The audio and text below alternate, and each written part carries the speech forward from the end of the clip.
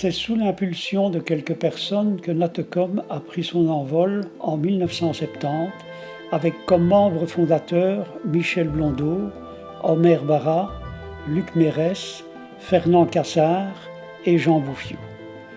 De 1970 à 1978, c'est Michel Blondeau qui préside Natecom, contraction de nature et commune. Dès le début, notre association met sur pied des excursions et des expositions à caractère naturaliste dans les villages des entités de Binche et d'Estine. Dès 1973, Jean-Claude Bougard, Marianne Lust, Jean Lemaître rejoignent le groupe. En 1977, la Belgique entreprend l'étude des plans de secteur ayant pour objet de définir les affectations du sol afin d'assurer le développement des activités humaines de manière harmonieuse et d'éviter la consommation abusive d'espace. Natecom propose alors à la ville de Binche d'y inscrire les terrils de la Courte à Ressé-le-Val en réserve naturelle. Ce plan ne sera accepté qu'après de multiples démarches, mais de ce fait, ces terris étaient protégés de toute activité industrielle. En 1979, Michel Blondeau démissionne et c'est Jean-Claude Bougard qui reprend le flambeau et devient officiellement le nouveau président de Natecom en 1980. Établi à Ressé, nous continuons les activités nature et plus spécialement sur le terril de la Courte, très riche en biodiversité. Cependant, ces derniers, malgré leur récent statut de réserve naturelle, sont à nouveau menacés d'exploitation à des fins de récupération de charbon. Et Natecom alerte immédiatement l'administration communale. Les travaux de sondage qui avaient débuté de façon illégale sont stoppés par décision du bourgmestre Armand-Leroy et une lettre rédigée par Marianne Lust et co-signée par 90% des citoyens de Ressé, Le Val et Péronne est adressée avec succès à Sa Majesté le Roi Baudouin. Mais dans cette affaire, il ne faut surtout pas oublier le précieux soutien du bourgmestre Armand Leroy qui nous a été d'une très grande aide. En 1982, nous faisons la connaissance de Pierre Stallon, ingénieur des mines de formation et natif de Leval-Tragny. Il possède une collection remarquable de minéraux, pierres et diverses pièces préhistoriques qu'il propose de nous prêter volontiers à l'occasion d'une de nos expositions temporaires. Une amitié sincère et une confiance absolue s'installent entre lui et nous, au point qu'il nous cédera définitivement ses collections, à condition qu'elles soient mises en valeur et de préférence à Leval, son village natal. Pour ce faire, il nous fallait trouver une salle et dans un premier temps, nous avons contacté l'abbé Romain, curé de Ressé, qui nous a proposé d'occuper le premier étage du château de la Hutte. C'est ainsi que le 1er juin 1986, Natecom inaugurera son Centre de l'homme et de la nature avec une salle entièrement dédiée à Pierre Stallon. Malheureusement, celui-ci très malade n'a pas pu assister et il décédera peu de temps après. En 1983, Michel Babuzio, licencié en biologie et membre de Natecom, publie un mémoire sur les terris de Ressé en vue de l'obtention de son brevet de guide nature. C'est un outil précieux dans lequel, avec son autorisation, nous puisons des renseignements très intéressants sur le biotope des terris. Dans son travail, il cite notamment Christian Mostade, aujourd'hui membre de Natecom, qui a participé de 1958 à 1959 à l'étude du boisement des terris, obligation légale et nécessaire pour en stabiliser les pentes. Le 22 septembre 1992, les terris de la Courte sont officiellement classés pour leurs intérêts biologiques et paysagers par M. Robert Collignon, ministre wallon ayant en charge l'aménagement du territoire. Ce long cheminement, nous le devons autant à la ténacité de Natecom qu'à l'aide de nos politiciens locaux, Willy Bourgeois en tête, grand défenseur des terris wallons.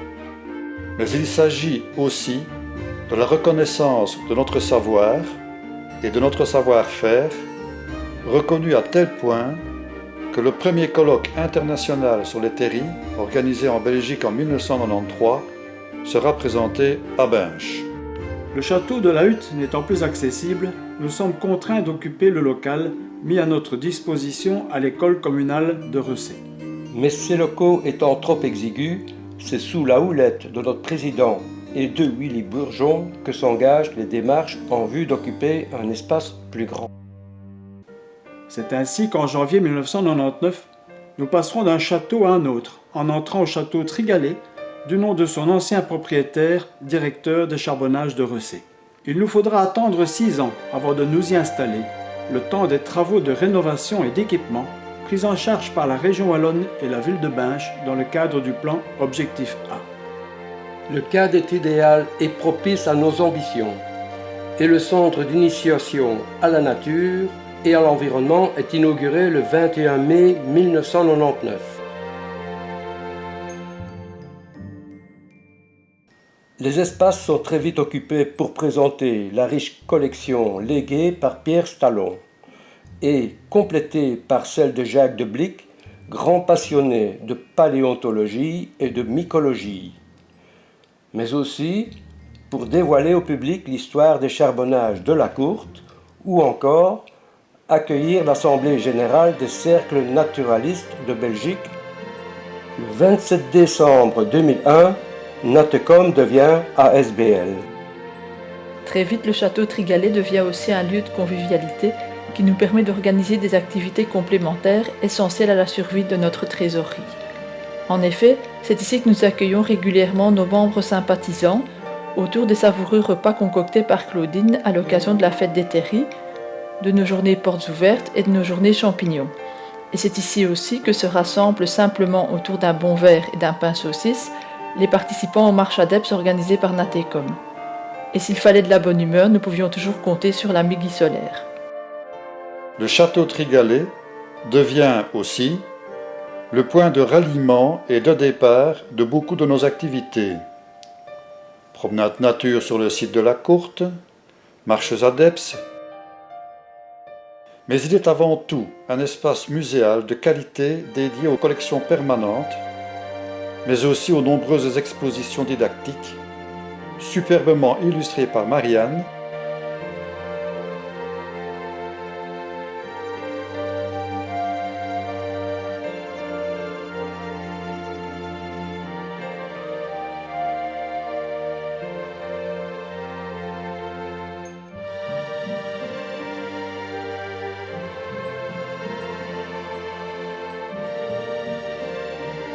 que nous prolongeons le plus souvent possible par des découvertes à l'extérieur. Le Centre de l'Homme et de la Nature accueille aussi des conférenciers. Le public y participe. En nombre, quand le conférencier s'appelle Raymond Leroy et a choisi de parler de Rufus. Mais le public sera plus restreint, pas moins assidu pour autant en période Covid. Le professeur Francesco Lobuet de l'UMONS est un conférencier fidèle depuis de nombreuses années. Et ses conférences, toutes axées sur l'astronomie, sont captivantes. Si notre centre se veut ouvert, en accueillant les artistes et les cercles d'histoire locaux, sa vocation première reste cependant pédagogique. Nous organisons des stages durant les périodes de congés scolaires qui proposent des bricolages des activités diverses, ainsi que des sorties sur le terrain, soit sur les terris de la Courte, devenue réserve domaniale le 16 mai 2007, ou encore sur le terri Sainte-Barbe. Savez-vous que les terris ont été un lieu de tournage choisi par Bernard Gillin pour son film La Cordillère Noire? Depuis le début, Natecom accueille aussi les écoles pour des visites sur site ou pour des animations sur des thèmes variés tels que le recyclage des déchets, les champignons, l'arbre, l'air, et nous nous déplaçons aussi chez eux à leur demande.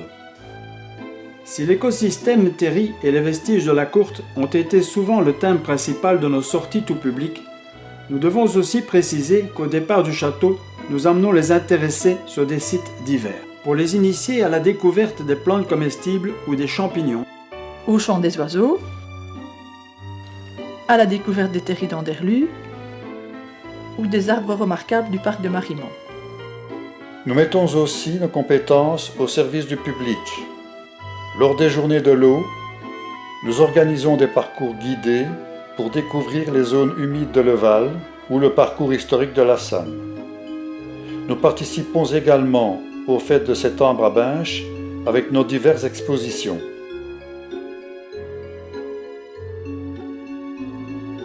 Quel que soit le thème ou le public visé, chacune de nos sorties est l'occasion de faire découvrir la biodiversité autour de nous. Les champignons, les oiseaux, les libellules et les autres insectes. Tous sont ainsi recensés d'année en année. Mais pour observer ou conserver cette richesse biologique, nous devons parfois intervenir pour réparer les marches qui permettent d'accéder au sommet des terris, pour limiter l'extension de plantes invasives,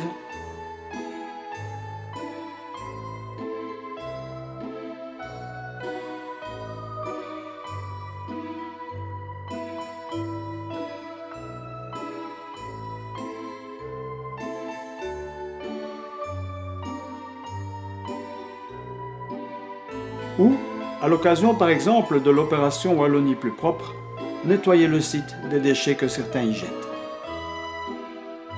De 2004 à 2022, Natecom a participé à 3 projets Interreg successifs. Mais qu'est-ce qu'un projet Interreg ? C'est un projet européen et comme son nom l'indique, il est interrégional pour assurer des échanges de part et d'autre de la frontière franco-belge.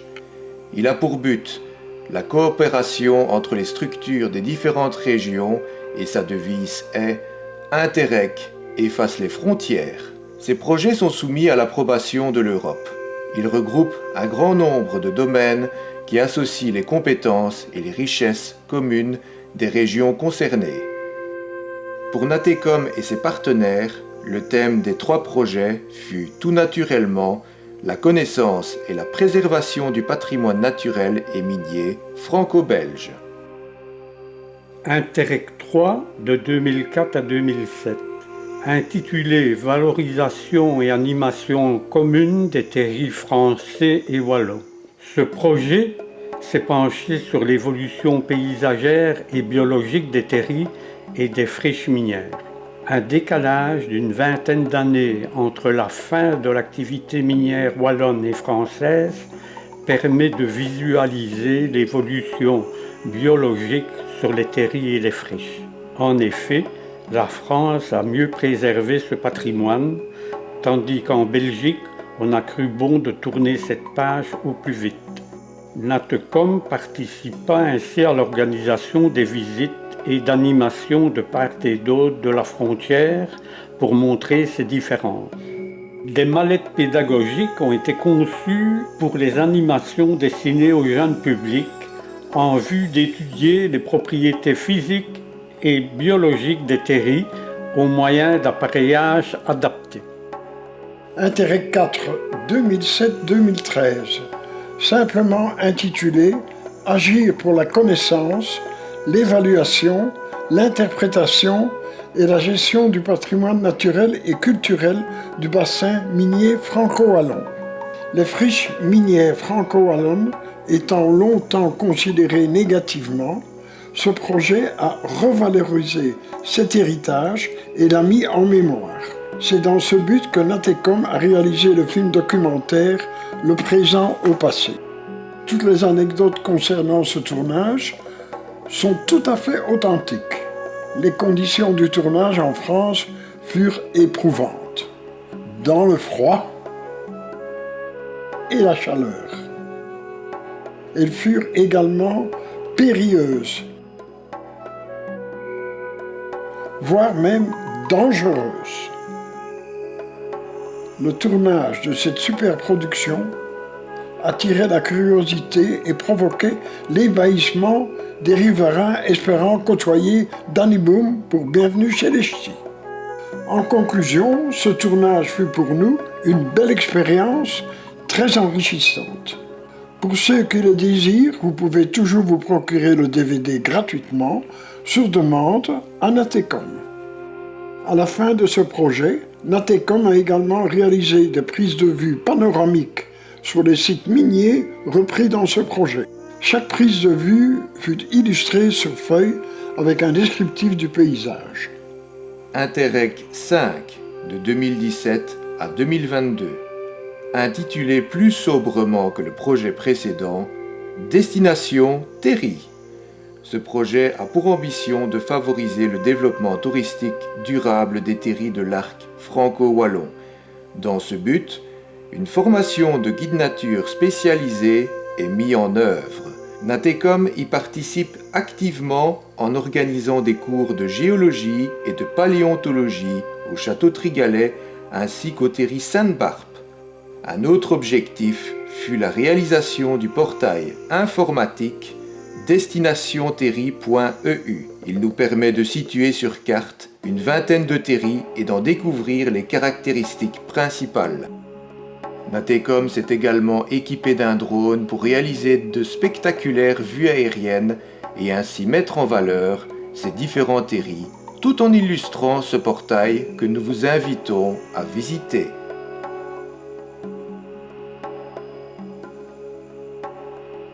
Pour ce projet, Natecom a aussi assuré la création et la gestion du site internet de présentation du projet destinationterri.com. Pendant toute cette aventure Interreg financée par l'Europe, nous avons eu comme partenaires français CPIE Chaîne des Terris, Conservatoire botanique de Bailleul et comme partenaires belges Cara, Ardennais-Gaume, Espace Environnement et Charleroi Nature ASBL. L'événement de clôture du projet Interreg 5 s'est déroulé le 24 février de cette année, marquant en quelque sorte les 50 ans d'activité de notre association. Pendant ces 5 décennies, Natecom aurait été un pionnier de la sauvegarde des terris en région wallonne, en ne cessant de multiplier ses actions dans la préservation du patrimoine minier et dans la sensibilisation à la nature. Et comme à l'heure actuelle, protéger la nature est devenu un enjeu essentiel, Natecom compte évidemment poursuivre ses engagements dans cette sauvegarde tellement importante pour nous et nos générations futures. Il y a 22 ans, nous intégrions le château Trigalet et nous y sommes toujours actuellement grâce à l'administration communale de Binche et plus particulièrement à son bourgmestre actuel, Laurent Devin. Nous avons beaucoup de projets pour l'avenir et nous espérons pouvoir les réaliser avec l'aide de tous nos membres et sympathisants. À ce propos, la découverte de la nature et du patrimoine minier vous intéresse? Vous avez de bonnes idées? Rejoignez-nous. Nous serions heureux de vous accueillir comme visiteurs ou comme bénévoles.